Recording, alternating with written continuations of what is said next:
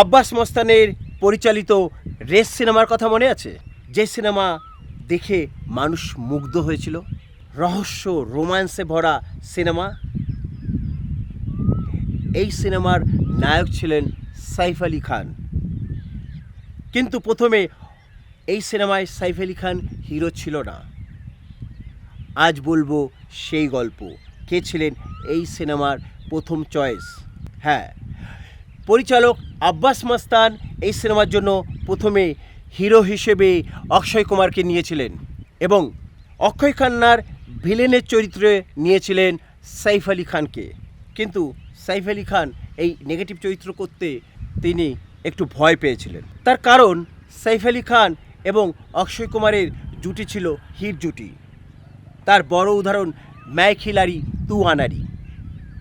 সেই জায়গায় সাইফ আলি খান ভাবছিলেন অক্ষয় কুমার সাথে তার এই চরিত্রটি ছোট হয়ে যাচ্ছে এবং নেগেটিভ, তাই তিনি করতে না করে দেন। কিন্তু ভাগ্যের পরিহাস, অক্ষয় কুমার এই ছবিটি ছেড়ে দেন এবং আব্বাস মস্তান ঠিক করেন যে অক্ষয় কুমারের চরিত্রে সাইফ আলি খানকে নেবেন এবং সাইফ আলি খানের জন্য যে চরিত্রটি ভাবা হয়েছিল অর্থাৎ নেগেটিভ চরিত্র, তাতে নেওয়া হলো অক্ষয় খান্নাকে। এবং সাইফ আলি খানও তার স্মার্ট অভিনয়ে মানুষকে মুগ্ধ করেছিল, আর অক্ষয় খান্না তার নেগেটিভ আন্দাজে মানুষকে মুগ্ধ করেছিল।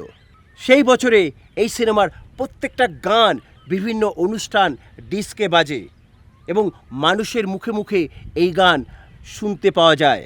আপনারা বলুন, অক্ষয় কুমার কি এই চরিত্রটা ছেড়ে দিয়ে ঠিক করেছিলেন নাকি ভুল করেছিলেন? এইরকম আরও গল্প পেতে চ্যানেলটিকে সাবস্ক্রাইব করুন, লাইক দিন এবং অন্যদের দেখার সুযোগ করে দিন, তার জন্য শেয়ার করুন।